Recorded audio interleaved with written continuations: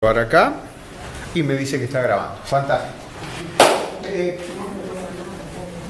¿Qué tenemos? ¿Qué tenemos hoy? Tenemos la sesión 2 del taller Literatura y Fútbol. Nuestros logos, nuestras variaciones de logos creadas con inteligencia artificial y demás. Para los que no estuvieron en el anterior y para los que sí estuvieron, porque no lo dije un montón de cosas.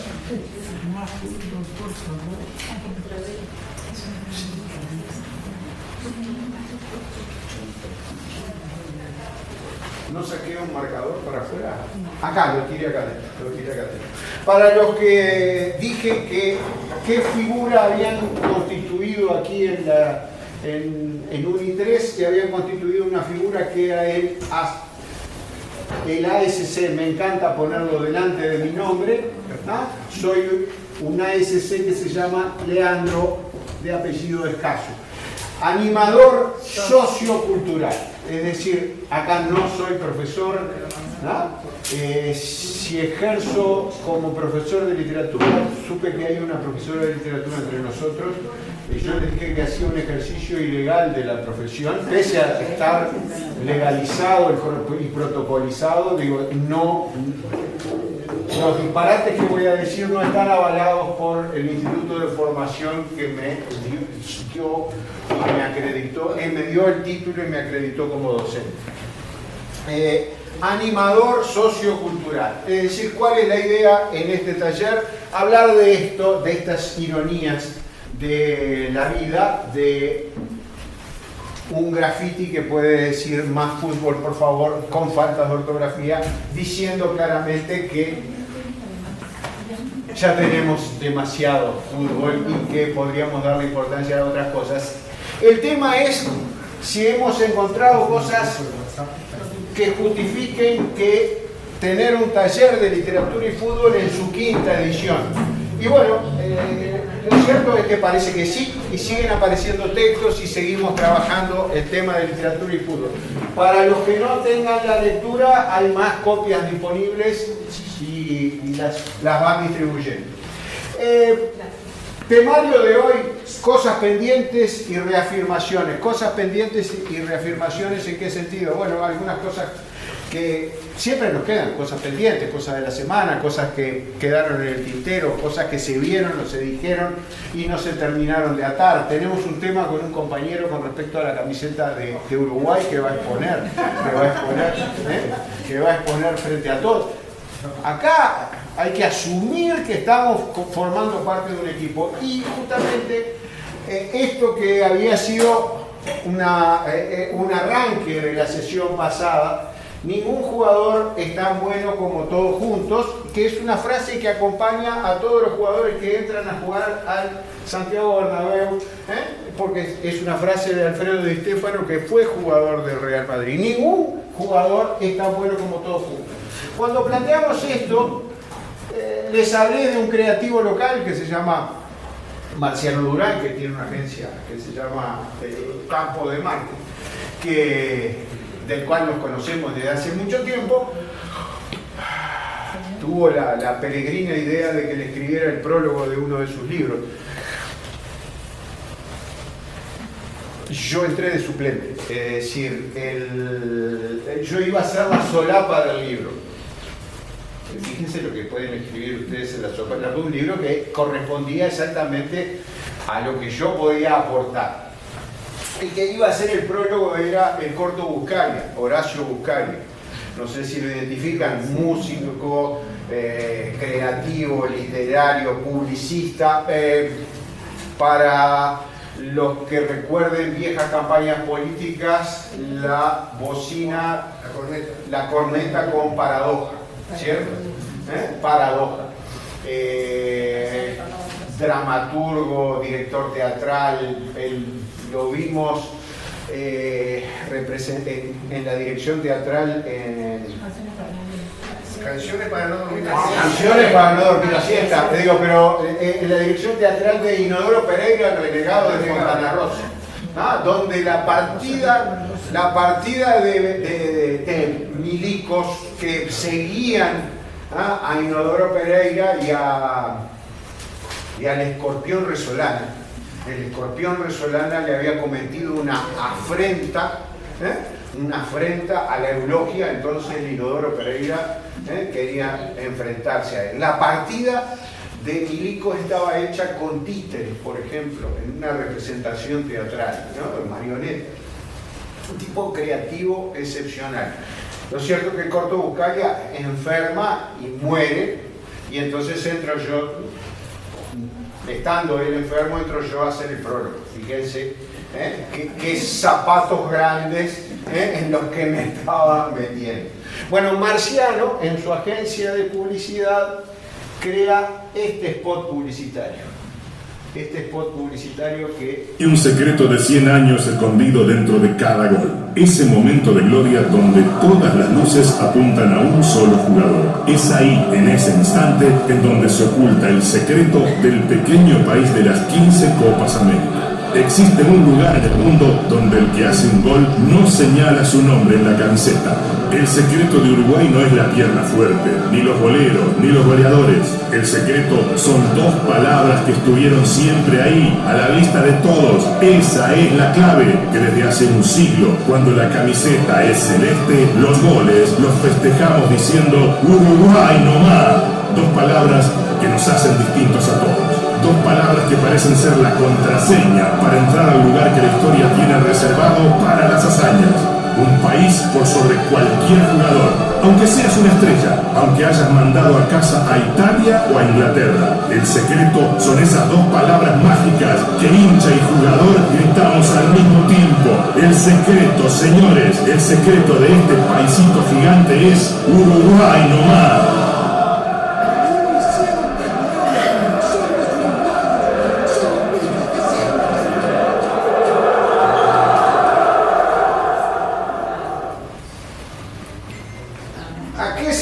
Este video, justamente a lo contrario que nos dice Di Stéfano, que nos decía Di Stéfano y que nos dice esto: ningún jugador es tan bueno como todos juntos. ¿Qué fue lo que nos mostró el video? Y vamos a bajarle el volumen. ¿Qué fue lo que nos mostró el video en las primeras imágenes? Lo que nos mostró el video en las primeras imágenes fue jugadores que, habiendo hecho un gol, se mostraban su número. Se mostraban su número. Yo hice el gol. ¿Cierto? En cambio, lo que el creativo publicitario me estaba diciendo es: ¿dónde estaba el secreto? ¿Dónde estaba el secreto de 100 años? Y voy a usar un título publicitario: 100 años de gloria. O sea, y además le voy a agregar un color: 100 años de gloria celeste, porque hoy vamos a hablar de himnos y vamos a hablar de íconos. Entonces, 100 años de gloria celeste. ¿En dónde está el secreto? Y el secreto está en que en vez de decir yo fui, ¿no? El grito era, y ni siquiera por los 11 que estábamos en la cancha. Es decir, siéntanse cómodos. ¡Siéntanse! Hagan lo que quieran, pero siéntense.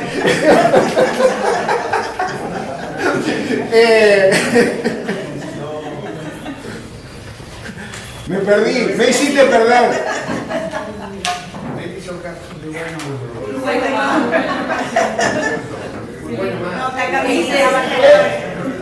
Vivimos en un sistema republicano representativo. Nos representa una autoridad a la que votamos, ¿cierto? Nos representan determinada cantidad de parlamentarios. Y colectivamente, sin elegirlos nosotros, porque sería imposible que nos pusiéramos de acuerdo para elegir a 11 pataduras que vayan a entrar a la cancha, esos son los que nos representan, ¿cierto? Tampoco nos vamos a poner de acuerdo para elegir a los 99 diputados que nos representan, ¿cierto? Ni a los 31 senadores, ¿cierto? Tampoco. Ni siquiera nos vamos a poner de acuerdo con el uno, el intendente o el presidente que nos representa a todos. Tampoco. Tampoco nos vamos a poner en estos 11. Pero en un sistema representativo, ¿cierto? Estos 11, cuando gritan, nos dice el publicitario, cuando gritan nos dicen que están gritando lo mismo que nosotros. No sé si le bajé el sonido, se lo subí. Voy a tratar de bajárselo un poco, digo, pero la imagen que les quería mostrar era esa de... ¿Esta ya la habían pasado? Sí. Perfecto. ¿Ya la habían pasado? ¿Vieron? ¿Vieron que esto se repite? Siempre, me religieron. Siempre lo mismo, siempre lo mismo. ¿Qué nos mostró el publicitario? Gente que festeja saludando, señalándose a sí mismo. En cambio los uruguayos harían una cosa distinta. Y el grito que aparece, ahora muy común, besarse el escudo. Siempre le dijimos a los que jugaban para la tribuna, ¿cierto? Hoy todos juegan para la tribuna. Hoy todos juegan para la tribuna, juegan para la televisión, juegan, ¿no? Todos se besan el escudo. Bueno, y esto era algo de lo que quería mostrarles con respecto a eso que habíamos estado hablando. Es decir, cosas que quedaban en el tintero. Y estábamos hablando de la camiseta. Titulares de la camiseta de la semana pasada. Titulares de la camiseta. Después vamos a ir al compañero a que nos haga. Pero caramba. Ahí. Un fallo visible en las camisetas de Nike desata críticas. Nike deja que la inteligencia artificial diseñe las camisetas del Mundial y el resultado es desastroso. Se confirmó un error irreversible en camisetas del Mundial. Irreversible.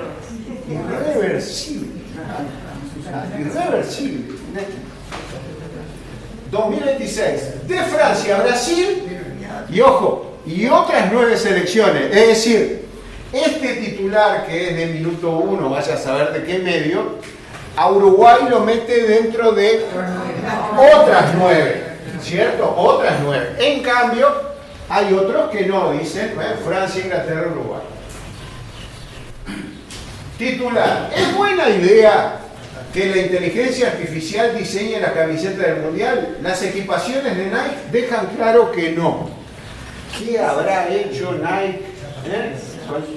Demasiado anchos, en evidente fallo de diseños en los hombros de las nuevas camisetas. Bueno, y podemos seguir, podemos seguir. Ahí tienen a Araujo. Es decir, si ustedes iban a la costurera, doña María, ¿cierto? Y le dejaban los hombros chingados así. No salían de lo de doña María, ¿no? No salían de lo de doña María. Bueno, parece que Nike le dejó chingado. Araujo no es lindo como para mostrarlo, ¿cierto? Y Valverde, que es más lindo, tiene más picos en los hombros. Quedaron chingudas las camisetas. Quedaron chingudas las camisetas. Tanto que hablamos y ahí la tienen. Uruguay versus Inglaterra, Londres, Inglaterra, 27 de marzo del 26 y chinguda. Y uno miró el partido, se dan cuenta, y no miró esos detalles. Y después fue al otro partido y dijo, ¡pah! Jugaron con una camiseta rarísima. Bueno, ahora entra lo que el compañero nos estaba diciendo al terminar la sesión pasada. Bueno, la inspiración de la camiseta corresponde a el Estadio Centenario, ¿verdad? Al Estadio Centenario, es decir, en el interior del cuello el jugador encontrará un sello de identidad. Identidad. Primera vez que vamos a hablar de esta palabra en el curso. Y, Dios mío, cometí el abuso intelectual de llamarle curso. En estos encuentros, ¿sí? Abuso intelectual, creo que sí, esto no es un curso. Es más, si fuera un curso tendría las quejas de los que ya vieron el video, ¿cierto? ¿Repetiste el curso? Te diría. No es. Entonces, en el interior del cuello el jugador encontrará un sello de identidad, un gráfico art déco de la Torre del Centenario con el sol naciendo por detrás, Coronando ese detalle, la frase Uruguay no más, sin la S, ¿cierto? Como el grito que sentimos hace un rato, nuestro grito de guerra y unión. No es la primera vez, ni la última, que van a encontrar guerra, combate en una crónica futbolística, ¿cierto? Y es más, cuando un equipo vence en la cancha con holgura a otro, aniquiló, destrozó, avasalló. Es decir, los términos, también lo hemos hablado en otras sesiones. El duelo. El duelo. Bueno, la gesta o lo otro. Es decir, cada actuación futbolística te pone en situación de transformarte en el ídolo de masas indiscutido o en el ser más abyecto y deplorable, ¿cierto? Depende de cómo pique la pelota. Si la pelota va para acá o la pelota va para allá, te transformaste de aquello en esto o de esto en aquello. Y en un mismo partido puedes pasar por varios estados. La gloria, que es la equipación visitante, equipación. Esa palabra existe. Estoy mirando esto ahora, existe, sí me lo digo. Yo simplemente me arrodillo y expreso fuerte, me arrodillo porque hoy puedo arrodillarme, el otro día no podía, ¿cierto? Y expreso los titulares que figuran en la publicación de Nike que toma la AUF. Acá equipamiento. Claro, pero digo, equipamiento me sonaba más a muebles. Pero acá dice que sí. ¿Cómo le hubieras dicho? El equipo en todo caso. La indumentaria. Pero el tema es que muchas veces no nos vamos a tomar el trabajo de transformarlo, sino que vamos a hacer un copiar y pegar o lo vamos a pasar por un traductor en línea y nos va a dar lo que nos dé. Es una traducción mala. No, pero figura acá como un Gracias, profesora. Gracias, profesora. Uniforme de un equipo deportivo o indumentaria y accesorios necesarios para practicar. ¿Vieron que hablamos sin saber? Por favor, maestra, fuerte. Pero también figura imprimido. En España, equipamiento. Después dice, uniforme de un equipo deportivo o indumentaria y accesorios necesarios para practicar un determinado deporte o actividad. Sinónimo, equipo. Le hubiéramos dicho, En equipo. dame el equipo, y el equipo se componía no solo de la camiseta, sino que era la camiseta, el pantalón y las medias. Y las medias. Los zapatos no, pero cada uno se pone lo suyo. Ahora. Yo jugué en cuadro que la media era un derecho a media. Tú te la ponías y tenía más agujeros que media.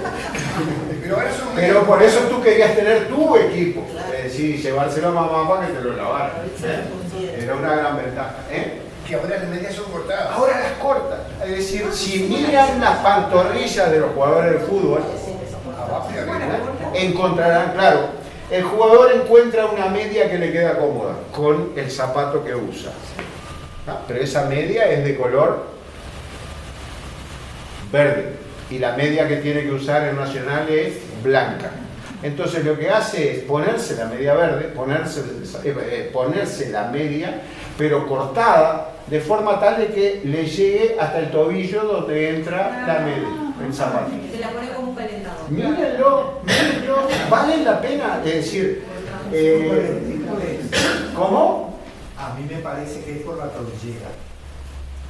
Es la tobillera. Y las vendas. Y las vendas y las medias que les... Fíjense, lo discutimos, lo dejamos pendiente para la próxima. Pero hay varias modas. Noten, fíjense las medias que las cortan a la altura de la pantorrilla atrás para evitar desgarros y tirones, según parece. Dígame. Por ejemplo, sí. Porque la pri- Nike hace los equipos, ¿no? Sí. La equipación. Pero el jugador le Vamos a mostrarle a los televidentes quién está hablando. No. Pero si al jugador le queda más cómodo otros campeones de otra empresa, ¿puede ponerlo o no? No. A ver, ¿quién recuerda Mundial de 1974? ¿Qué pasó? 1974. Adidas rompió todos los récords, equipó a las selecciones, equipó a Uruguay, equipó a Argentina, equipó a los dos finalistas, a Alemania y a Holanda. ¿Cierto? ¿Cuál es la característica de Adidas? Las tres tiras. Perfecto. Vayan a ver las fotos de Holanda con las tres tiras y todos los jugadores tienen tres tiras, menos un jugador de Holanda que no tiene tres tiras. Johan Cruyff modificó su camiseta porque él representaba a otra marca, entonces no jugó con camiseta con tres tiras. 1974. ¿Eh? Y en los zapatos, se lo dice aquí, el contrato es con el jugador. Incluso cuando a Maradona no le daban los pares de zapatos que quería, tapaba la marca que sponsorizaba, que era Puma. Entonces, jugaba con zapatos negros. Si ustedes miran atentamente una televisación, le agregaron ahora un momento muy emocionante a la televisación, que es la pausa de refresco, en la cual el micrófono queda abierto y usted puede escuchar lo que el técnico le está diciendo a su jugador Sí, el comentarista no y lo que los jugadores le dicen a su técnico. Que todos los que hayan estado cerca de un técnico y de los jugadores saben que esas cosas no pueden salir de ahí, no podrían salir de ahí. Entonces se dio el caso el otro día de que el técnico de Peñarol le dice al jugador que le estaba salvando la plata, que había hecho el gol, le dijo, sales tú, y el otro le dije, déjame un rato más. Frases para la posteridad, es decir, no se puede escuchar a los técnicos y a los jugadores. Hay que verlos jugar, son maravillosos, pero no enterarse de las cosas que dicen. Bueno, miren la televisación con esos nuevos ojos, miren las marcas, miren las marcas, miren los gestos de señalarse ellos mismos, todo ese tipo de cosas, y tendrán un teleteatro apasionante adicional en la radio. Dígase. No me acuerdo si fue anoche, creo que jugó Nacional con Tolima. Sí. Y lo que dijo el técnico de Tolima, ustedes son siempre mejores que estos jugadores. Y perdieron 3-1. Y fue usado por el otro técnico en la conferencia de prensa para responder. ¿Sabes? Porque viejo dicho de policía caminera, si en Uruguay no quieres que algo se sepa, no lo hagas. Es decir, tú no puedes estar exponiéndote públicamente en ningún ámbito, y menos en en la cual las diferencias son que la pelota pique de un lado o que pique del otro, ¿no? Es decir, y que no hay nada definitivo. Resumiendo, los zapatos, Los- negocios. Contestó el compañero acá. Te contestó el compañero. Pero como usted no lo tomó, Y yo dije le voy a tomar. sí, usted Ustedes recuerden el mandato de mis amigos. El mandato de mis amigos fue literatura y fútbol. Bueno, literatura puede ser, pero de fútbol no sabes nada. Entonces te respondió acá. ¿Cuál es la ventaja? ¿Cuál es la ventaja de convocar a literatura y fútbol? Y se junta gente que no le gusta el fútbol, pero le gusta la literatura, que se junta gente que le gusta la literatura, pero no le gusta el fútbol. Hay gente que sabe de fútbol y que sabe de literatura. Bueno, ahí te contestaron. Es decir, los contratos son individuales. Los contratos son individuales. Que muchas veces la estrella lo lleva. Le dice, bueno, mira, yo tengo con este. Entonces, yo tomo este refresco. Y entonces todos tienen que tomar ese refresco. Bueno, lo cierto es que la gloria, la vestimenta, la indumentaria visitante, el equipo de alternativa. El equipo de alternativa de Uruguay usualmente en los últimos tiempos había sido blanco. En algún momento fue rojo. Incluso Uruguay juega una final de mundial juvenil usando una camiseta roja. La camiseta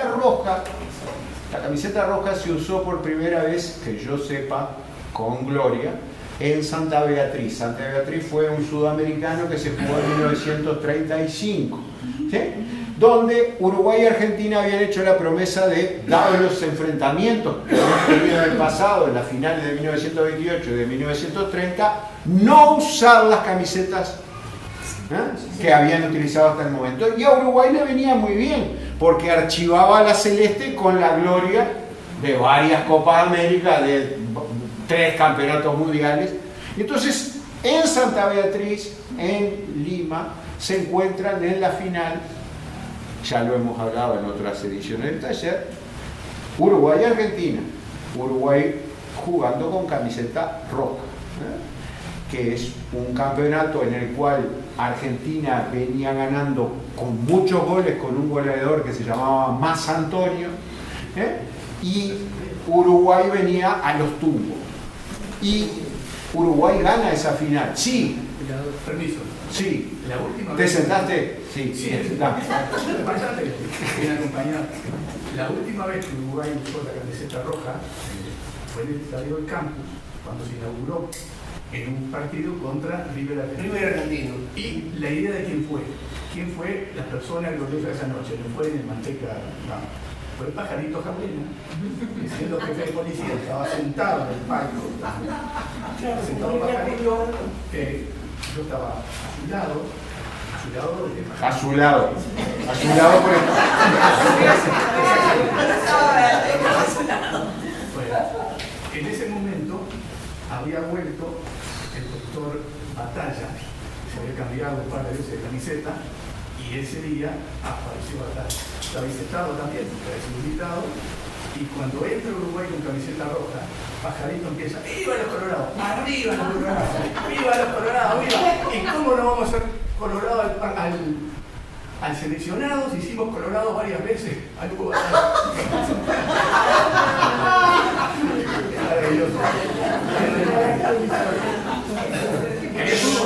Yo les dije que yo era un coleccionista de cuentos. Bueno, me acabo de agendar un nuevo cuento. En Santa Beatriz la final la gana Uruguay. Hay famosos cuentos acerca de eso, es decir, que Uruguay sale, y son dichos que después quedan incorporados, no en todos lados, pero en determinados lugares. Es decir, un jugador uruguayo dice, al salir, dice: hoy ganamos, dice, y baila hasta la cocinera. Es decir, como diciendo, hoy hay festejo general y hasta la cocinera va a salir de la cocina a bailar. Y es un partido donde se despide la generación gloriosa, se despide Nasasi, se despide Lorenzo Fernández. Lorenzo Fernández, jugador ya grande, se cae en determinado momento acalambrado, y Nasasi pasa por al lado de él y le dice: Paz, cuando vuelva a Montevideo y cuente que te quedaste tirado en la cancha. Y el otro se levantó. Argentina tenía un goleador que se llamaba Mas Antonio, que hacía de jugador de Huracán. La cancha, en la calle que pasa por Parque Patricio se llama Herminio Mas Antonio. Y las murgas, que siempre tomaban todas estas cuestiones, cantadas por Doña Olga, por supuesto, si no, no las podría saber, cantaban: Mas Antonio era un demonio que a todos quitaba el sueño. Mas Antonio, con chilenos y peruanos fue el mismísimo demonio. Mas Antonio de mi amor. Mas Antonio, háceme un golcito. Mas Antonio, que lo necesito. Mas Antonio, hacelo por Dios, que con los uruguayos necesitamos más de 2. Es decir, y Uruguay gana, para variar, 1935, Sudamericano Extra de Perú, Estos son Copas Américas que ganó Uruguay, pero cuando hablamos de 100 años de gloria, tenemos que estar pensando que en 1916, con la camiseta celeste, la camiseta celeste ya venía de 1910, en 1916 con la camiseta celeste, en un campeonato organizado en Argentina por el 100º aniversario de la independencia de Argentina, Uruguay gana la Copa América. Uruguay gana la Copa América. En 1917 la organiza Uruguay y la gana Uruguay. En 1920 la organiza Chile y la gana Uruguay. En 1923, ojo, esto solo ganado por Uruguay nada más, ¿no? Es decir, en 1923 la gana Uruguay en Uruguay, que es la promesa que le hacen los dirigentes del fútbol a los jugadores uruguayos. Si ustedes ganan este campeonato, los mandamos a los Juegos Olímpicos de 1924. Y en 1926 en Chile, Uruguay gana el campeonato. Y de ahí surge uruguayos campeones de América y del mundo. ¿Por qué? Porque Uruguay venía de ganar la Olimpiada en Colombes en 1924, y en 1926 se escribe una canción que se ha transformado en un himno, ¿cierto? Uruguayos campeones de América y del mundo. ¿Qué quiero decir con esto? Bueno, y esto sigue, ¿no? Hasta 2011, que es la última Copa ganada. Está invicto en todos los campeonatos que organizó Uruguay en Uruguay. Pregunto. Por la selección mayor. Por la selección mayor. Por la selección mayor, porque hemos tenido deslices con selecciones juveniles. La mayor. Sí, con la mayor está en los campeonatos que organizó Uruguay con sede fija en Uruguay, los ha ganado todos.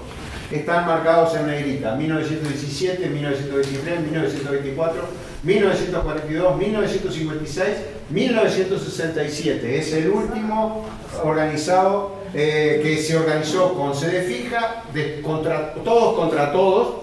Después pasó sin sede fija 1983, 1987, 1995 lo organiza Uruguay y lo gana. La frecuencia es completamente distinta. Ojo, estos son los ganados por Uruguay, no te puse la perdida. No, pero la frecuencia del comienzo del siglo, claro, o hasta el año 50 es completamente distinta. No, y con sede fija que te decían los jugadores, me recuerdo titulares de Marcelino Pérez, los sudamericanos eran una fiesta, es decir, las Copas América era reunir a las selecciones del continente y jugar con una sede fija. Hasta que se retoma las sedes fijas en 1987, y ahí sí se empiezan a hacer cada cuatro años. El nacimiento de uruguayos campeones de América del mundo, acá esto es una crónica del país, después se la paso entera, del año 2022, uruguayos campeones, himno futbolero que tiene 95 años y varias vidas, compuesto por un hombre de Paso de los Toros, de Omar Odriozola. Una crónica pero muy interesante. Les habla de los campos de Ñuñoa, los clarines que dieron las dianas en Colombes, los clarines que dieron las dianas en Colombia, los clarinetes, las trompetas que anunciaron la victoria en Colombes, más allá de los Andes volvieron a sonar. Es decir, piensen en un país de menos de 3 millones de habitantes que podía cantar esto, es decir, salimos campeones mundiales y ahora revalidamos en América nuevamente. Con respecto a Chile.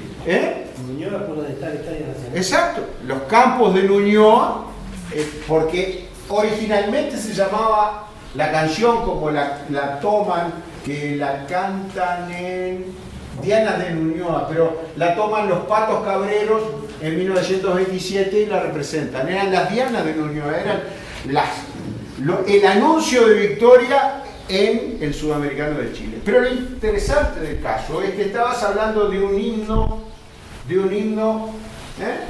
y termina el periodista, ya sea en la versión típicamente burguera del Canario Luna o con el rap festivo de Cardoso, Tabaré Cardoso, que lo hemos escuchado también. Uruguayos campeones es un himno futbolero inmune al paso del tiempo. Himno, ¿no? Es decir, en sus diferentes acepciones.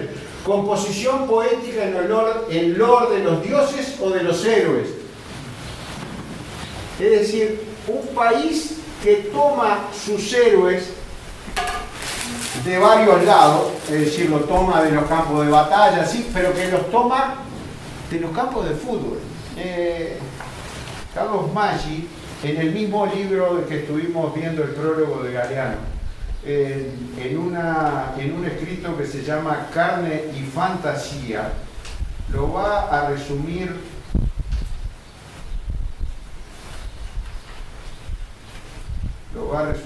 así. Carne y Fantasía. Página 15.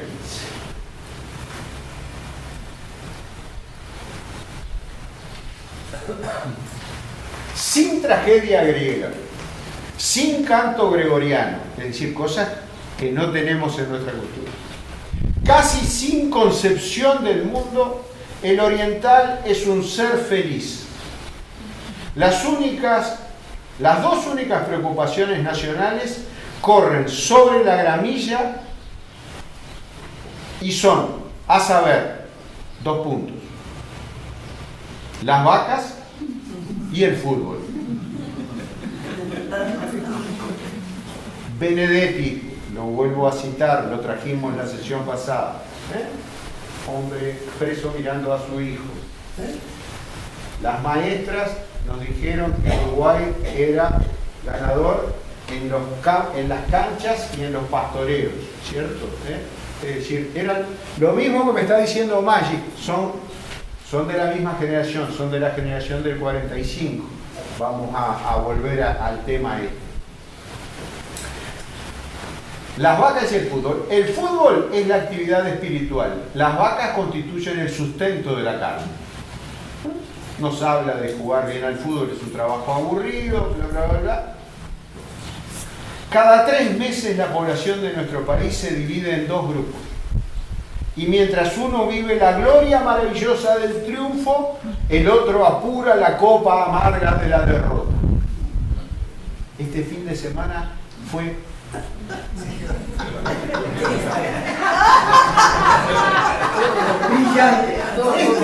salvo los de Deportivo, porque los no nacional dijeron, ¡pua! Mirá qué paliza que les dieron.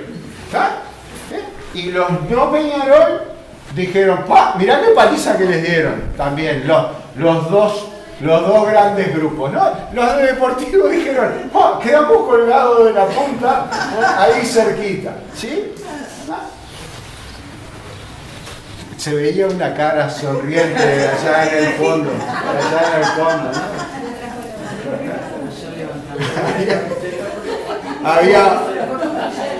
Había un cuento célebre del pastor del pueblo que nos estaba llevándoles una reprimenda a todos sus fieles. Dice, no, porque la exageración del culto de la carne y demás y de la relación. Dice, ¿y quién tiene relaciones sexuales todos los días? Y se levanta en una puntita. Y una vez por semana. Y una vez por mes. Unas poquitas más, unas más manos de mano. Dice, y una vez al año. Y una mano que se levanta. Dice, ¿por qué está tan contento? Porque hoy me toca. Se veía dentro de toda la desazón de lo que había sido el fin de semana una cara feliz. Una locura fue esto, es decir, del pasar del estado glorioso de ver al otro aplanado a que a uno lo aplanaran y que los otros, a los que le habíamos tomado el pelo, nos tomaran el pelo a nosotros. Bueno, Maggi nos dice, cada 3 meses la población de nuestro país se divide en 2 grupos y mientras uno vive la gloria maravillosa del triunfo, el otro apura la copa amarga de la derrota. Este mismo ejercicio que el oriental realiza naturalmente cada clásico de fútbol, gozar la victoria o padecer el desastre, o allá, les cuesta a los alemanes 20 años de dictadura, y a los ingleses el trabajo centenario de hacer y deshacer un imperio. Esto lo escribe Maggi en el semanario Marcha en 1952. Es decir, cuando nosotros en nuestra cultura identitaria nacional, ya sé que hay gente que el fútbol ni le va ni le viene, pero tiene que convivir en el ascensor, en el ómnibus, en el trabajo, con gente que tuvo un lunes de exaltación patriótica a un martes de bajón. Entonces, ¿qué es lo que entiende de un himno? Que Uruguay transforma en himno una composición poética en honor de sus dioses o de los héroes, transforma en héroes a esta gente común que se pone la camiseta con el color de sus amores, ¿sí? Y le canta un himno. Bueno, composición poética en alabanza de Dios, de la Virgen o de los santos. No, composición poética o musical cuyo objetivo es exaltar a una persona, celebrar una victoria, expresar júbilo o entusiasmo. Uruguay, los campeones de América del mundo. Fantástico. Pero me quedo con la última, ¿no? Me quedo con la última. Composición musical emblemática de una colectividad que la identifica y que une entre sí a quienes la interpretan. Ya no se canta, pero en la década del 50, del 60, corría el vino, tómese esta copa, y pasaba el uruguayo campeones de vuelta, ¿cierto? Jaime Ross, en una composición sobre cuando juega la Celeste, dice, escucha una vieja canción y suena Uruguayos Campeones de fondo. El himno. Uruguay y su identidad. Nos lo hicieron cantar en la escuela.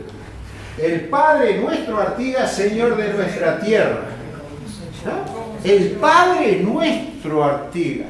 Es decir, Padre nuestro tiene una connotación religiosa muy fuerte. Bueno, y para rematarla, el Padre nuestro Artigas, Señor de nuestra tierra, que como un sol llevaba la libertad en pos, hoy es para los pueblos el verbo de la gloria. Para la historia, Eugenio, para la patria, un Dios. El compositor que lo estrena el 25 de agosto de 1910, Ovidio Fernández Ríos, dramaturgo, poeta y político uruguayo, connotado dirigente del Partido Colorado Ballista. Es decir, ¿qué tengo que hacer? La exaltación, como nos decía Blanes, poner los pinceles al servicio de la patria. Bueno, ¿y en qué cimento esa patria que tengo? En Artigas. 1910. Primera estatua de Artigas. 25 de agosto de 1898. No está en Montevideo. San José.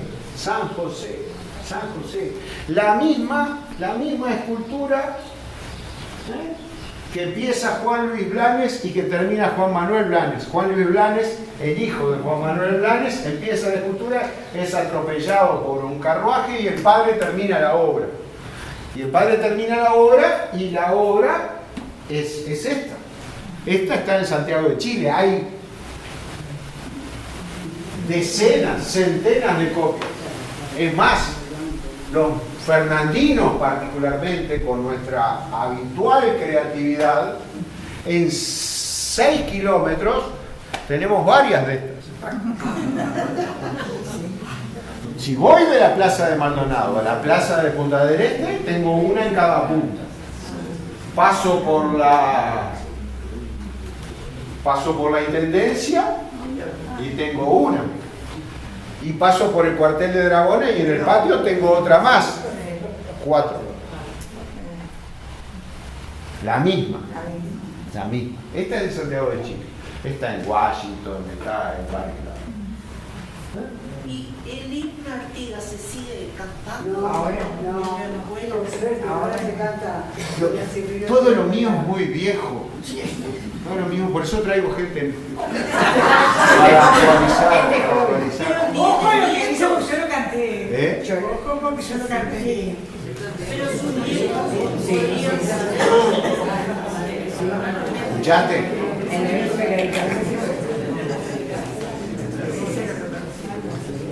No sé si se canta, no se canta. No se canta. Pero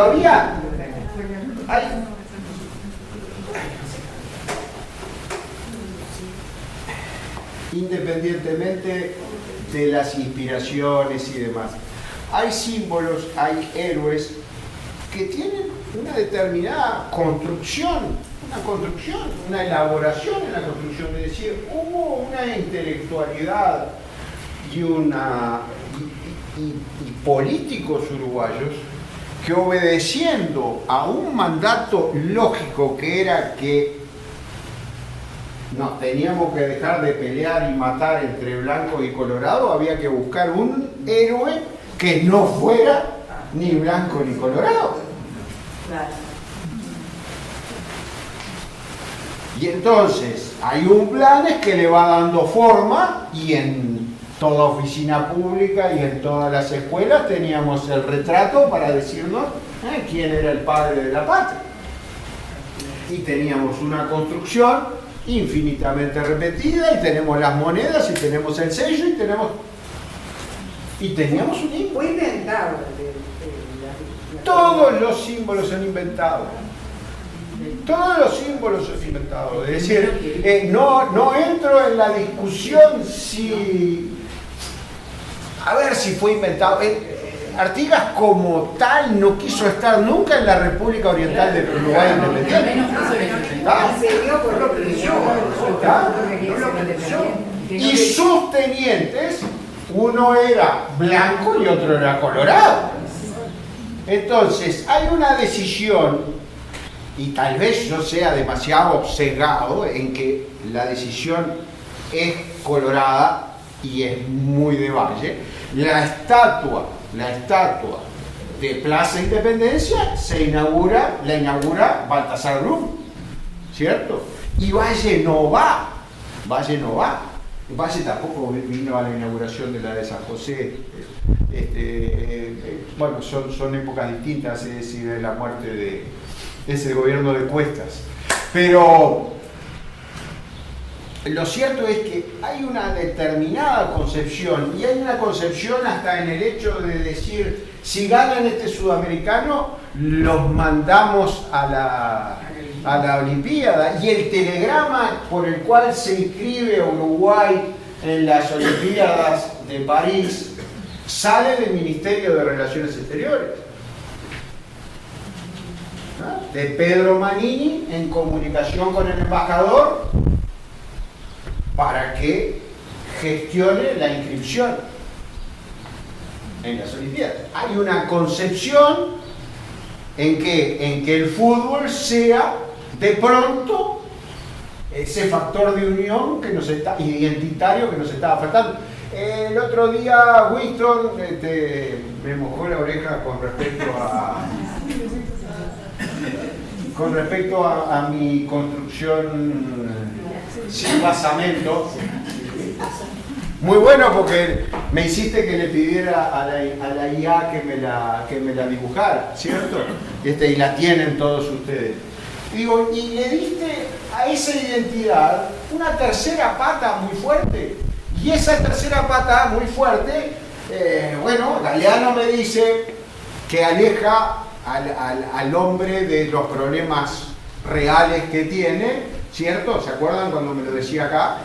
Y Maggi me dice, bueno, pero a través de esa purificación del clásico trimestral, el uruguayo no tiene una dictadura nacional socialista ni sale a construir un imperio. Y bueno, tal vez sea así. Lo cierto es que, lo queramos o no, existe un taller de literatura y fútbol, porque el fútbol es un elemento identitario que nos define. Y repito, en su mayoría probablemente estén jubilados, pero tuvieron relaciones de barrio y de edificio en estos días, y no había oficina en este lunes en el cual no se hablara de lo mal que había andado un equipo grande en el campus y que al otro día los otros devolvieran con creces y el IVA lo que les correspondía a los que habían sido vapuleados por River.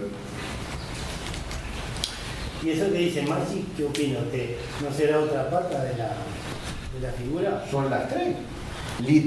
Una es... Pero decía, las patas eran en educación pública, el Sí, fútbol, señor. Y La política. Pero le falta la carne a esa... Es lo que dice Maxi. Es lo que dice Maxi. Capaz que tiene razón Winston, la carne está acá abajo. Capaz que tiene razón Winston y que en mi esquema vieron que tienen que venir porque le aportan. La economía lo demuestra, es la base de la pirámide. Mirá más en ese momento. Lo cierto es que estamos viendo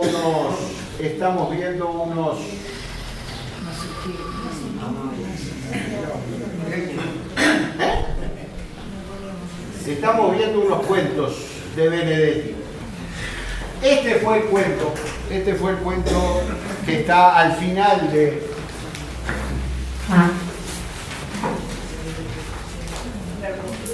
¿Tenés el trabajo? ¿Tenés la lectura? La tengo. Gracias, permiso. Lo leímos rápidamente el otro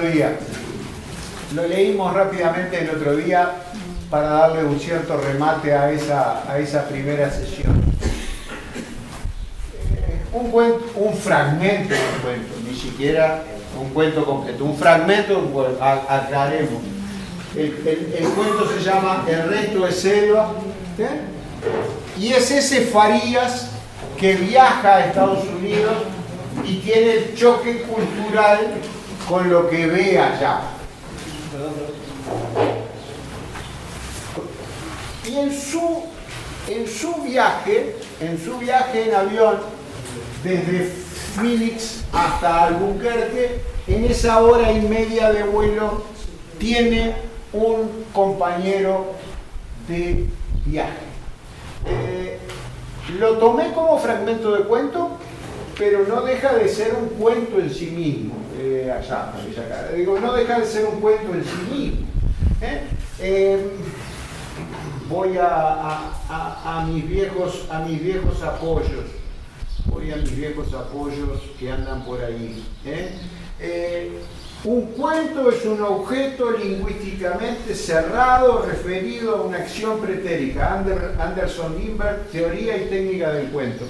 Es decir, un objeto lingüísticamente cerrado.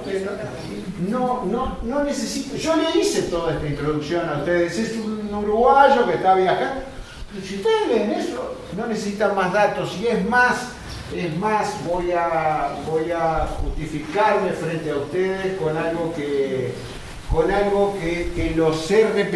lo he repetido hasta el cansancio, pero que no dejo de seguirlo haciendo. Esto es un prólogo de Robert Solé. Una obra de ficción no necesita ser prologada y todavía menos explicada. Corresponde al lector descubrirlo, dejar que el autor le lleve por caminos desconocidos sin que un intruso venga a ser de guía o de intermediario. Yo soy un intruso. Yo les conté que estaba de viaje, que era un escritor, que va a dar charlas y se encuentra con un argentino. Y ahí podemos hablar de otras cosas. Es decir, tenemos un narrador, el que nos está contando la historia. Puede ser, y esta clasificación también es de Anderson Lindbergh, puede ser un testigo que está viendo, puede ser un protagonista que lo está contando, puede ser un narrador omnisciente, un narrador que sabe todo.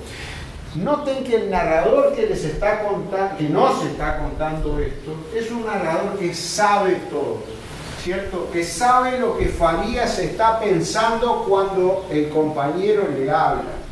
Sabe Farías sabe que el otro se va a bajar, que el otro continúa camino. ¡Uf, qué alivio! ¿Cierto? ¡Uf, qué alivio! Era muy pesado. Es decir, es un narrador que está viendo no solamente lo que está pasando entre esos dos compañeros de viaje, sino que entra dentro de las cabezas, de forma tal de complementarles a ustedes ese cuento. Entonces, es un narrador que cuenta como un Dios que lo sabe todo, nos dice Anders Donnenberg. Sabe lo que está pensando cada uno de ellos. Hechas estas pequeñas intervenciones teóricas, vamos a esto. Dice, fíjense en esto, está contando las veces que usa un verbo el compañero para saber, el compañero de viaje, para saber si esa persona es un nativo parlante en inglés. Y dice, no está usando todos estos modismos. Entonces le dice, solo una vez, ese no era norteamericano. Where are you from? Ni siquiera me lo traduce, es decir, se lo dice como lo dijo Farías, ¿no? Where are you from? ¿De dónde eres? Preguntó receloso. Argentina, si la vio el gordito. Argentina. Argentina. ¿Desde cuándo Argentina? Protestó Farías en estallante español. Y hace media hora que nos estamos jodiendo con este inglés de biógrafo. Nos falta volver a 1959. Yo no lo viví, ¿tá? Pero el biógrafo, ¿tá? El que se tiraba al suelo, en la cancha de fútbol, anda al biógrafo, no hagas biógrafo. No hagas teatro, dirás ahora, que tenés menos teatro. Pero lo cierto es que con este inglés de biógrafo, el otro rió y le tendió la mano. Montevideo, confirmó Farías. No habló de Uruguay. Y asumimos que era un no uruguayés. Tomar el todo por la parte, o tomar la parte por el todo. ¿Cierto? Tomar la parte por el todo. Un tropo literario. Pero que en esto tiene mucho que ver. Es decir, Benedetti incluye este cuento dentro de un libro que se llama Montevideanos. ¿Sí? Y es en cierta manera una descripción de personajes montevideanos. Y es en cierta manera la mirada ombliguista que siempre le hemos visto desde acá al montevideano. ¿Ah? Es decir, Montevideo es Montevideo. ¿Ah? Claro, ¿cómo es la variación idiomática salteña o riverense? ¿Sí? Que sería mucho más jugosa de interpretar en un viaje en avión entre Phoenix y Albuquerque, es decir, de Castillo, imagínate, le pegaste en la matadura. Montevideo, esta la dejamos pasar el otro día, ¿cierto? La dejamos pasar el otro día, pero en cierta, lo que tenemos ahí, tenemos un tropo literario, es decir, tenemos tomar el todo por una parte.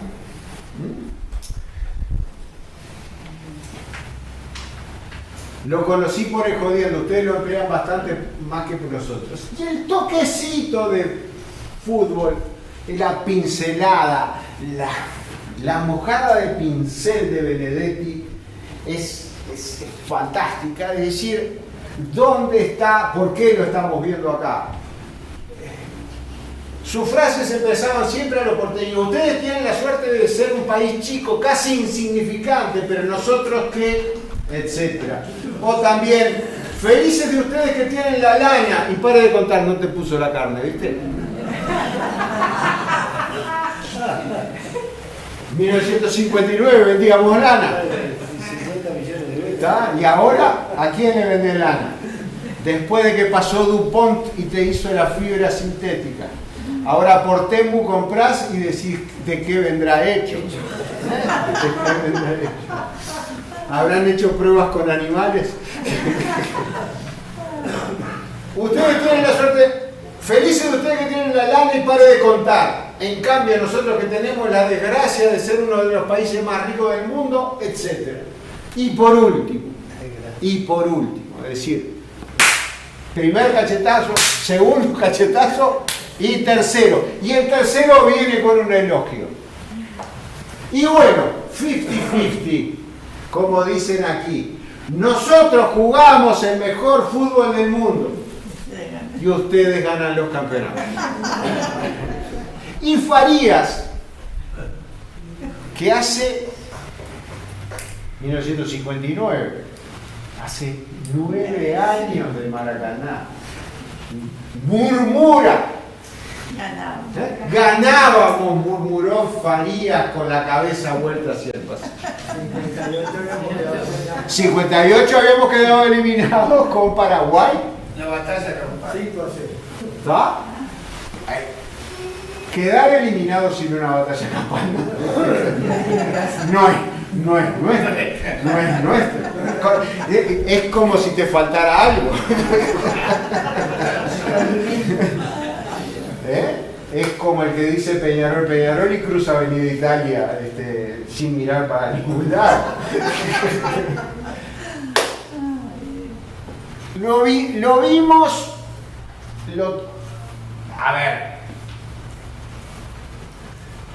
No vamos a hacer un análisis literario de todas las cuestiones que tiene, digo, pero ¿cuál fue la forma de introducir este cuento? Bueno, en una consideración de responsabilidad, digo, literatura y fútbol se edificó sobre la base del taller, sobre la base de que en Uruguay la intelectualidad uruguaya le había dado poca bolilla al fútbol, ¿cierto? ¿Y cuáles eran las razones? Bueno, algunas de las razones me las decía Galeano acá, que hubiera preferido que esas masas que festejaban el 4-2 de Peñarol hubieran estado apoyando la marcha por la tierra o por lo que fuera, es decir, la intelectualidad de izquierda rechazándolo por ese lado. Teníamos un Quiroga desde 1918 tomando el fútbol, pero denostándolo como una actividad en la cual uno alcanzaba la gloria, pero sin haber pasado por un tamiz que Quiroga decía que debía existir de sufrimiento. Que Quiroga de sufrimiento tenía un más. Entonces, y mi mea culpa, ¿en qué sentido? En que siempre la mirada es escorzada, es siempre desde una perspectiva que es propia.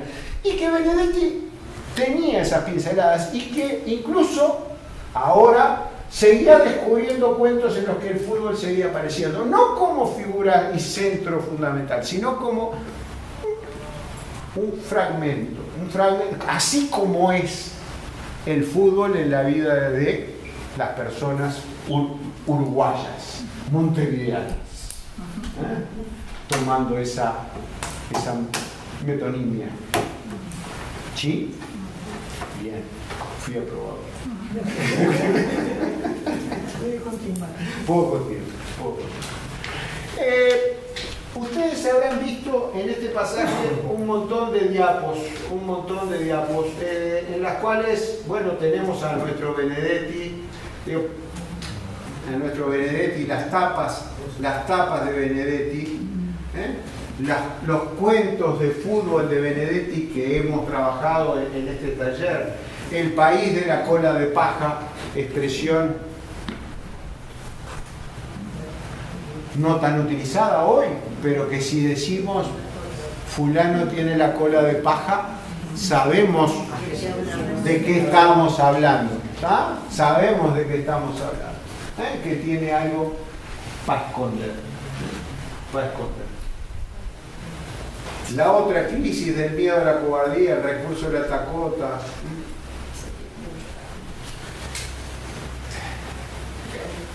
Tapas de Benedetti con un seudónimo, Damocles. Damocles era el seudónimo. Damocles, la espada de Damocles era la espada que pendía sobre el poderoso, ¿cierto? Es decir, y que pendía de un cabello. Es decir, te sientes seguro, rey, sentado en ese trono, bueno, sobre ti está pendiente siempre esa espada que cuelga de un hilo muy fino, que de un cabello apenas. Y bueno, y Benedetti firmaba con el seudónimo de Damocles. Fíjense qué caricatura, qué caricatura, no sé si se llega a captar, vívida, ¿no? Es decir, tres líneas, y un título que en algún momento lo explicamos bastante, Mejor es Meneallo, que puede resultar extraño. Mejor es Meneallo es un capítulo del Quijote donde a la noche el Quijote y Sancho buscan un refugio y no lo encuentran, entonces entre unas rocas y demás pasan la noche y Sancho tiene que hacer sus necesidades y se escabulle hacia un lugar, pero en esa noche tan oscura no tiene suficiente cuidado y alguna de sus necesidades fisiológicas queda contenida dentro de sus calzones. Entonces, a la mañana, cuando aquello empieza a moverse,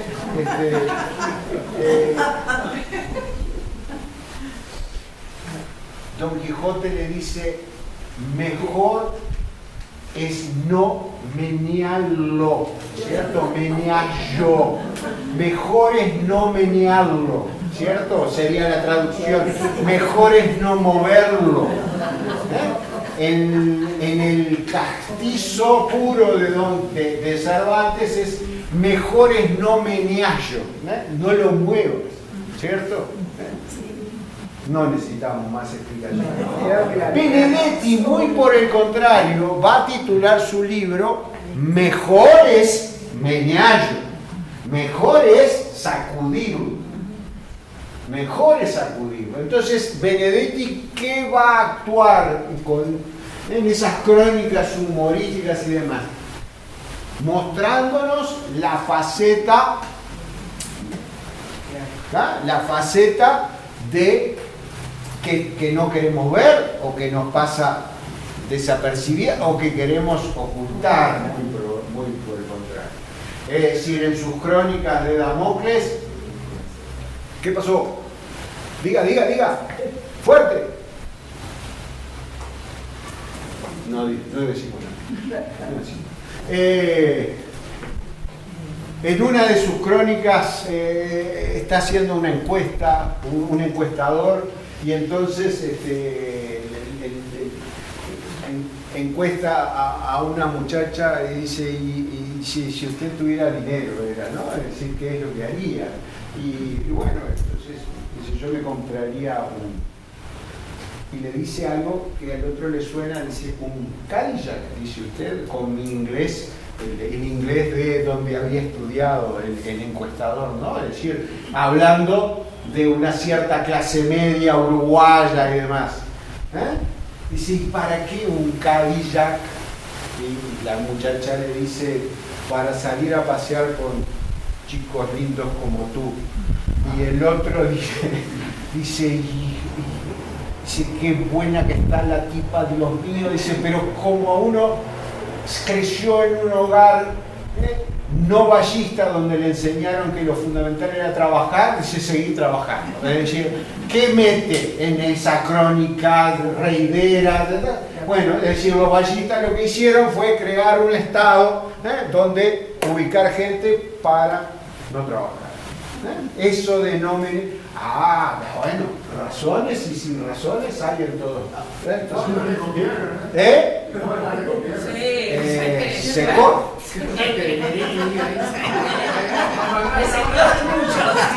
Pero te mandé a hablar hace un rato.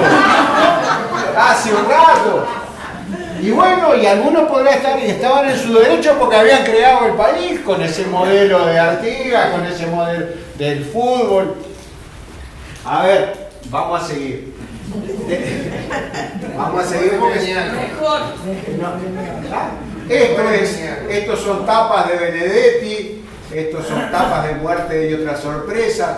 El escritor latinoamericano y la revolución imposible, es decir, la revolución posible, perdón. El escritor que está comprometido con una determinada ideología y que piensa que se debe llevar adelante. Un escritor que formaba parte de esta generación, la generación del 45. Acá lo tenemos acá chiquito con Neruda, ¿sí? Con Neruda. Y la generación del 45 fue una generación que va a salir campeona del mundo en el 50, ¿cierto? Todos estos, Maggi que está acá. Maggi está acá. Acá está Maggi. Ahí está. Ahí está Maggi. Flores Mora acá abajo. Flores Mora. Esta generación fue muy crítica, y ahora te respondo. Fue muy crítica del modelo anterior y ya lo hemos hablado. Es decir, Justino Zavala Muniz había creado la Comedia Nacional, ¿cierto? Había sido el creador de la Comedia Nacional. La Comedia Nacional la había integrado dentro de la Intendencia de Montevideo. ¿Por qué? Porque era mucho más fácil trabajar con la Intendencia, que también era un ente de gobierno colorado, más flexible y más rápido de llegada, que hacerlo a través del camino del gobierno central y de la administración central y de los ministerios. Justino Zavala Muniz se va a enfrentar con Maggi, y esto ya lo hemos hablado en muchos talleres, y se enfrenta duramente y se pelean. Y Maggi era muy amigo de Paco Espínola, y Paco Espínola trabajaba con Justino Zavala Muniz. Justino Zavala Muniz trabajaba en la Comedia Nacional, la había creado a su imagen y semejanza, era un poco una especie de dictador dentro de la Comedia Nacional. Y entonces Maggi le dice, no podremos tirar puentes con Justino Zavala Muniz, al final de cuentas estar peleados. Maggi era dramaturgo, escribía obras de teatro, es decir, en un ámbito montevideano cultural que no tenía tanta gente, había tanta necesidad. Entonces Paco Espínola hace de nexo y dice, bueno, vamos a arreglar este asunto, lo que es un malentendido. Entonces, malentendido ninguno. Malentendido ninguno. Ustedes, todos estos, ustedes, la generación del 45, son unos desagradecidos. Recibieron un país como no hay otro y no han hecho otra cosa que defenestrarlo, atacarlo, encontrarle los errores y los defectos. Eso le dice uno de la generación anterior a la generación. ¿Está?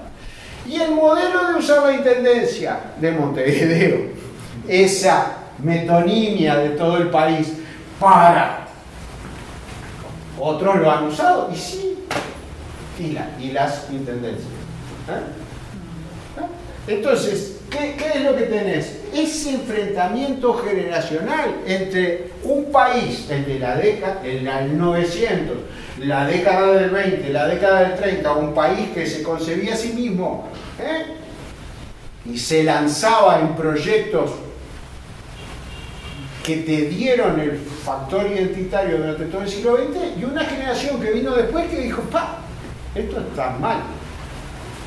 Y ese enfrentamiento hoy se transforma en esto. Ya lo hemos visto también en internet. Entras y te compras una remera con la generación del 45. Entonces sales como luchador activista a hablar de Mario Benedetti, de Abelard Niño, Carlos Real de Azúa.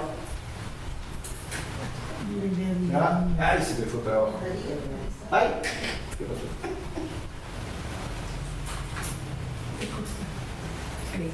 Ahí está. Ponetti.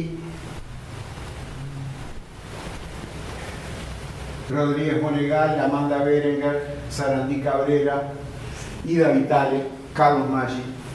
¿Ah?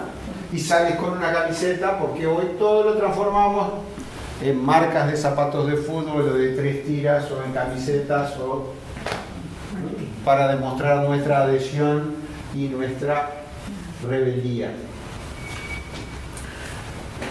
Bueno, y esta es la generación del 45 a la cual este integrante va a formar parte. La obra que vamos a empezar a leer hoy, y que no la vamos a terminar, tiene una pincelada. ¿Tiene una pincelada? ¿Está lloviendo? No. Todavía no. ¿Ah, todavía no? ¿Se suspende el partido o no? ¿El nuestro? No.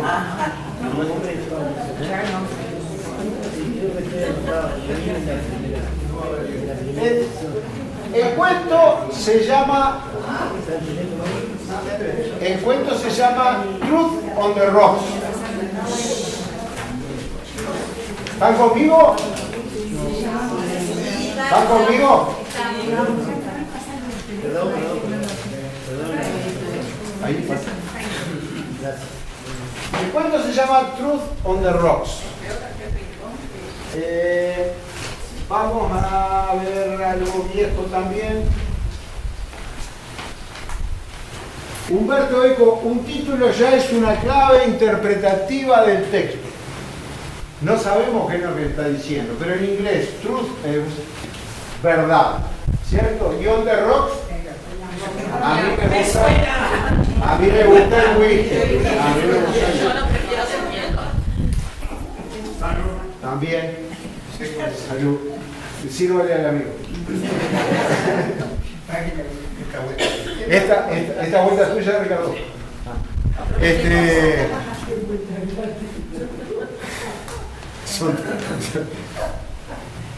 Un cuento de... Bueno, ¿somos amigos o no somos amigos? Somos amigos. Es un cuento de Paco Espínola que se llama Qué lástima. Qué lástima, son 2 parroquianos que entran a tomar en el boliche y toman hasta un estado de embriaguez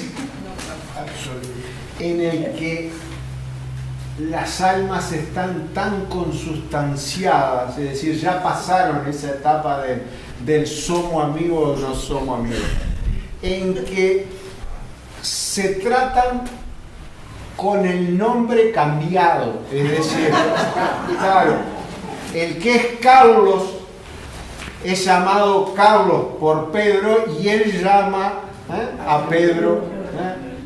Entonces, el cantinero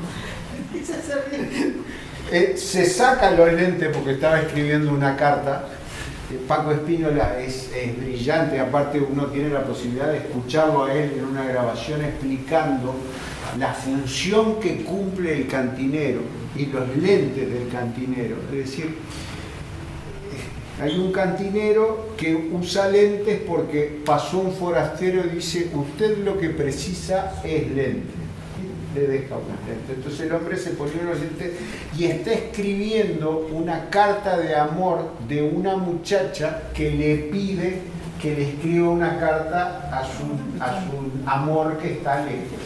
Entonces, el narrador está con Carlos y con Pedro, los dos que se están mamando a conciencia en el mostrador, pero cada tantos párrafos tú te das cuenta que vas hacia el cantinero, que se pone los lentes, que se saca los lentes, que escribe la carta, que piensa en la muchacha. Y el autor lo explica en estos términos, dice que ese cantinero es un grillito que distrae la tensión dramática que va creciendo entre los otros dos. Es decir, miren en las comedias siempre hay un elemento, un cric-cric, un bufón que hace reír para quitar intensidad a lo que uno acaba de ver hace un rato y luego vuelve. ¿Por qué? Porque es igual que acá, uno no puede mantener la atención y la tensión todo el tiempo. Entonces, ¿qué hace? Uno se libera, se afloja y luego Y vuelve. Y con la lectura Paco nos explica, nos dice magistralmente, dice, yo introduje ese cantinero como contando el acto de magia, ¿no? Dice, yo introduje ese cantinero para hacer ese grillito, ese ruidito que se sacara de los dos que se están mamando a conciencia. Entonces ese no somos amigos pasa a ser la consustanciación de dos personas, que uno le presta la yegua al otro. Dice, y si usted va y yo no estoy, usted se lleva la yegua. Y si la yegua no está, igual se la lleva. Es decir, ya había llegado, quedaba terminar nada más. Y termina así. Bueno, Truth on the Rocks. Es decir, Humberto Eco dice, un título es una clave interpretativa de un texto. ¿De qué estamos hablando? ¿Es un título epónimo? ¿Es el nombre de los protagonistas? ¿Romeo y Julieta? No sé, pero no creo que se llame Verdad en las Rocas. Verdad en las Rocas. Emblemático, ¿mencionan un elemento principal del argumento del tema? No lo sé. Simbólico, ¿funcionan como un símbolo o metáfora? Veremos, después veremos. Truth on the Rock. Amílcar. ¿De qué año es el cuento? 1989 en Amílcar. Viejo compinche. Amílcar, tenemos un Amílcar todos en la memoria. Solamente uno. Solamente uno. Vasconcellos. Yo enfrente de mi casa, por la calle Ituzaingó, donde está el Paseo Real, yo tenía toda una pintada que decía Amílcar Vasconcellos. 315. No me acuerdo de eso. De esa no me acuerdo. Amílcar, viejo compinche. Capaz que eran colorados, Veredo los dos. Te extrañará recibir esta carta kilométrica. Anderson Lindbergh nos va a decir, los cuentos son como carruajes, son como autos, vienen con distintos formatos. Este cuento es un cuento epistolar, es una carta que alguien escribe.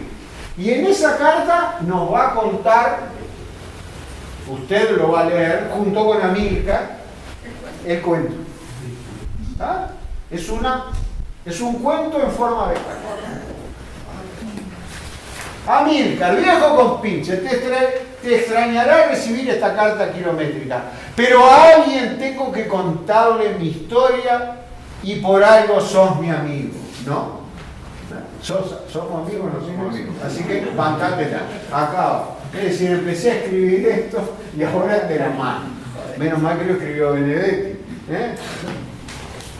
Vos bien sabés que técnicamente nunca he sido un borracho. Entonces asociamos o empezamos a asociar ese Truth on the Rocks con alguna bebida. Y esto está avalado por un dato irrefutable. Apenas me he mamado 5 veces en mis 40 años de vida. Lo confesó en las primeras líneas. 5 veces, las tiene contadas, ¿no? 5. Y además he decidido que la quinta fuera además la última. Ahora bien, no te hagas ilusiones. Esto no significa que no vaya a beber en el resto de mis días y de mis noches, sino pura y exclusivamente que no volveré a ingresar en el estado de beodez. Sin embargo, mis papalinas, y así le llama a su borrachera, mis papalinas, han tenido en mi vida un carácter tan particular que de algún modo quiero dejar constancia escrita de las mismas. Y te elegí a vos como filatélico de mis cuitas. Filatélico. Es decir, como coleccionista de sellos. Bueno, acá te van a decir mi historia, mis cuentos de las 5 papalinas que me agarré en mi vida. Una de las razones por las que he decidido no emborracharme más es que cuando sumerjo mi cerebro en alcohol me vuelvo insoportablemente veraz. O sea, que me emborracho de verdad y también de verdades. Truth on the rocks. Punto. Ya está. Es decir, descubrimos la razón del tipo. El tipo no puede emborracharse porque cuando se emborracha dice la verdad. Surge el vino veritas. In vino veritas. Y nos quedaron unos adagios latinos para la próxima. In vino veritas. Muy bien. Tuvimos un pasaje por abajo del Coliseo y ahora nos vamos para acá. Sin embargo, ¿dónde estoy? Acá. Y esa, Truth on the Rocks. Y esa es una combinación muy peligrosa. Entonces me termina de definir lo que me dijo. Es decir, la verdad en las rocas es el título, ¿cierto? Y esa es una combinación peligrosa. Veremos por qué. La verdad mamá. Todavía conservo colgadito en la pared aquel letrero que vos me conseguiste hace años en el Rastro madrileño. El Rastro madrileño, para los que no lo conocen, es nuestra feria de Tristán Navaja, pero europea. ¿Está? No tan auténtica como la feria de Tristán Navaja que yo conocí, por lo menos el Rastro madrileño que yo conocí. Muy parecidas actualmente las dos en que se venden un montón de porquerías chinas también en muchos lugares. Pero lo bueno que tiene es que tiene antigüedades verdaderamente europeas. Y para un trotador de calles detrás de Soldaditos de Plomo es un lugar muy interesante como para ir a buscar Soldaditos de Plomo. Tanto la Feria de Tristán Navaja como el Rastro de Madrid. Cualquiera. Bueno, a ver, soy joven aún.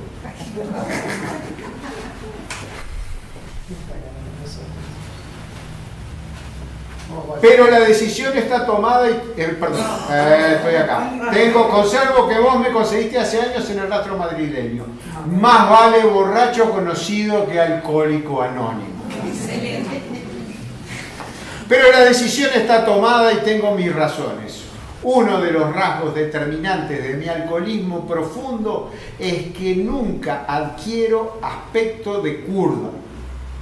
Padezco completamente sobrio, parezco completamente sobrio, pero no. Mi primera papalina de antología fue causada por la indignación, la dignidad ofendida y el amor por la justicia, todo junto. Indignación, dignidad ofendida y el amor por la justicia, todo junto. Una suerte de Salar Niçoise de la moral privada.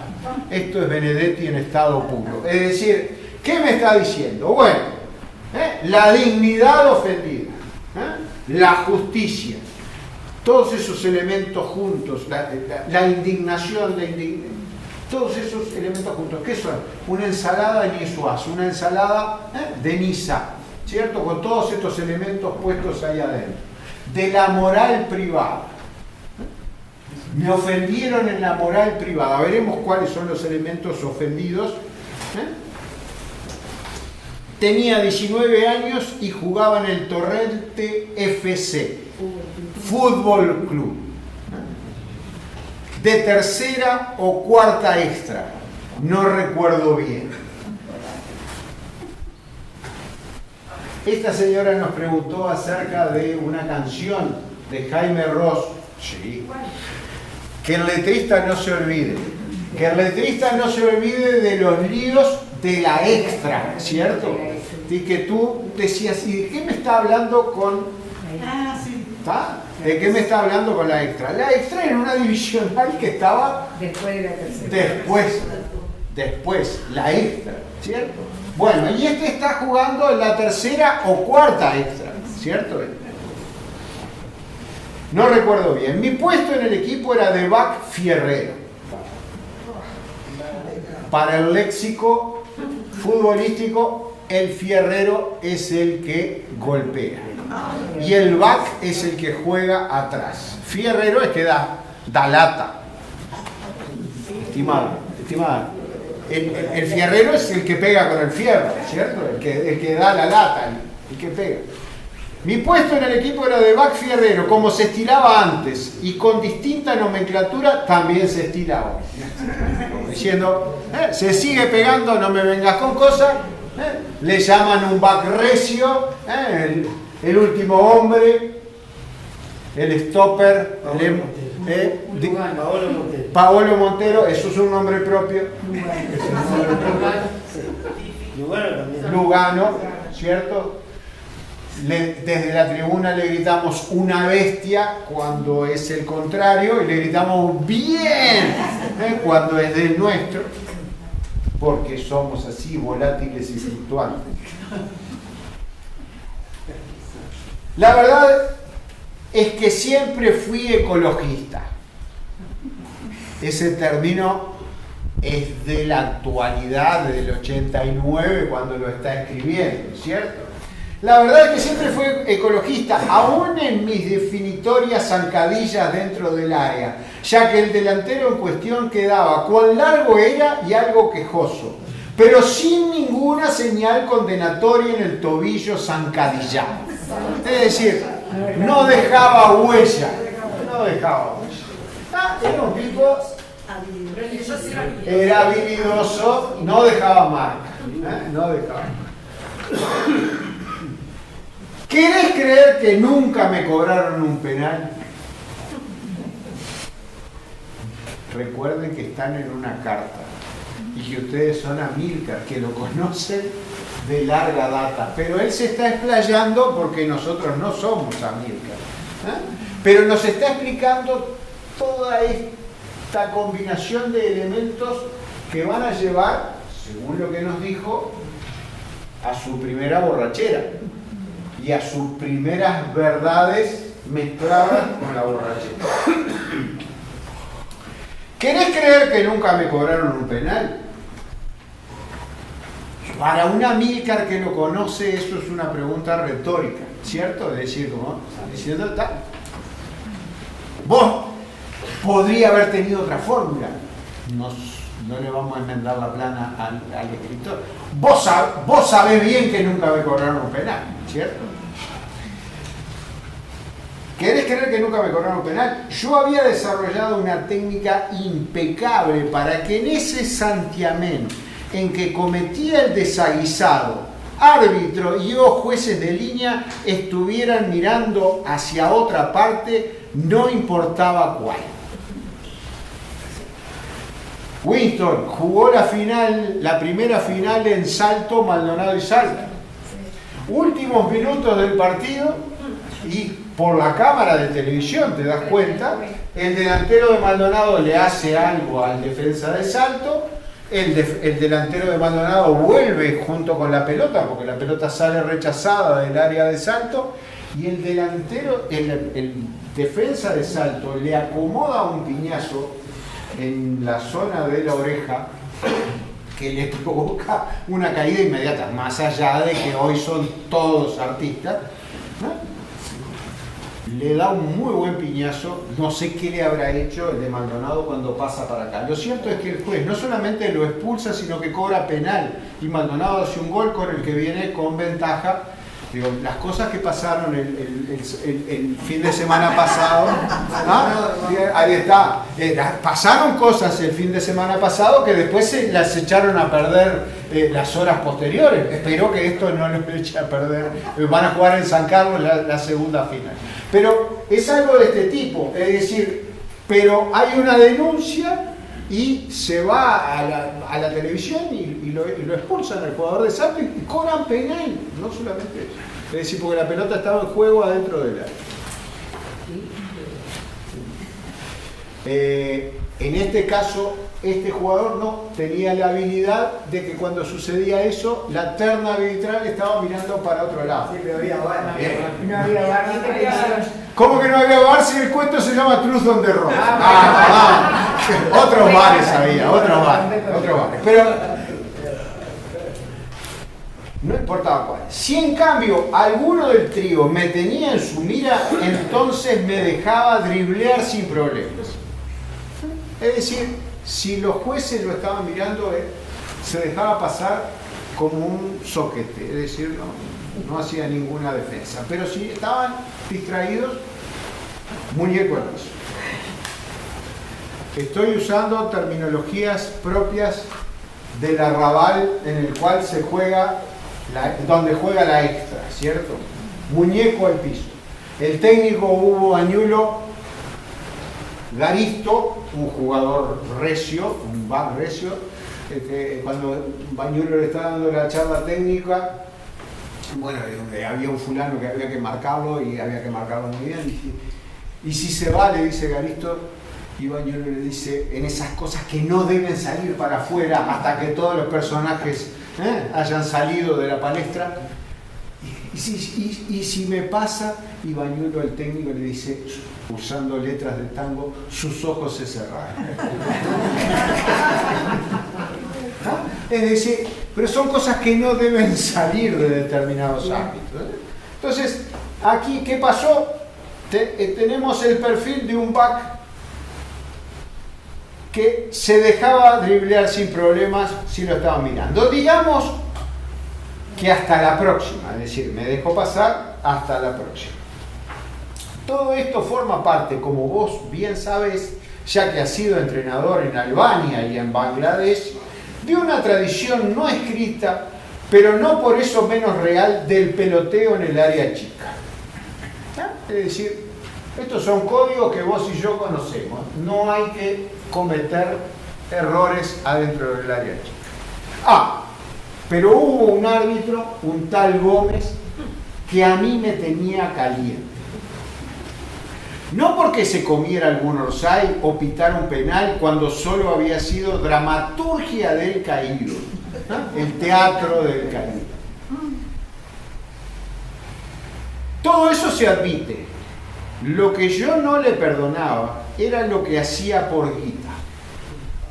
Justamente lo que yo no le perdonaba era era que lo hacía por guita, que lo hacía por guita. Sin lentes soy mucho más creativo. Que lo hacía por guita, es decir, que era lo inadmisible desde el punto de vista de su decálogo de moral privada. Es decir, ¿puede ir un macaco al piso si no te ve? Sí puede. Sí puede. Pero lo que este otro hacía era pitarte un penal o un offside y lo hacía por plata. Es decir, no es que se equivocara como las faltas a mi moral privada que yo te estoy contando. No, es decir, el problema es que él lo hacía por plata. ¿Está? Guita, plata. Justamente en un partido que jugamos con el Gloria Celeste, nombre emblemático, verdadera final, aunque todavía faltaban 3 fechas, perpetró una de sus infamias a menos de 1 metro de este servidor. Perpetró, de la crónica policial, ¿no? De la crónica policial. Sacó de entre sus ropas un arma, perpetró un atraco. Es decir, la crónica, esos giros del diario de la noche. El flaco Robles, volante del Gloria, venía con la pelota casi sobre la línea, ya muy cerquita del banderín del córner. Y entonces yo, que lo marcaba, vi, y el árbitro también, que la pelota se le iba como 20 centímetros al lobo. Y en consecuencia suspendí el asedio, pero aquel avivado siguió avanzando, quedó solo frente al golerito y se mandó el zapatillazo. Gol y punto. ¿Qué es lo que ve? Que la pelota se va para afuera.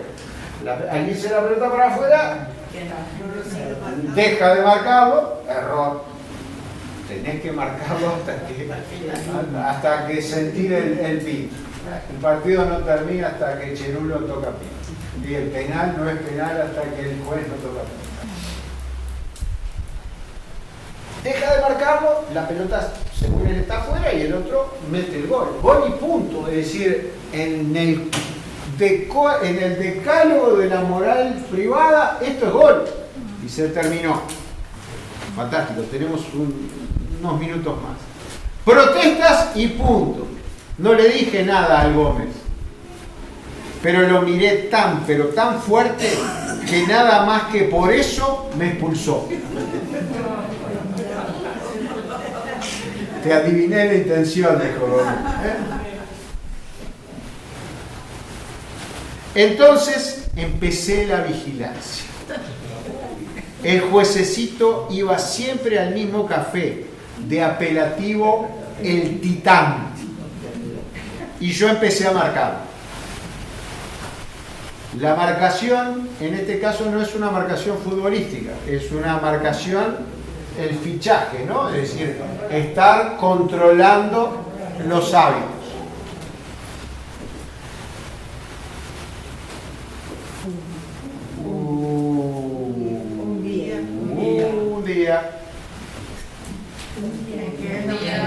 Un día en el que él no me había visto, al salir de Caballeros,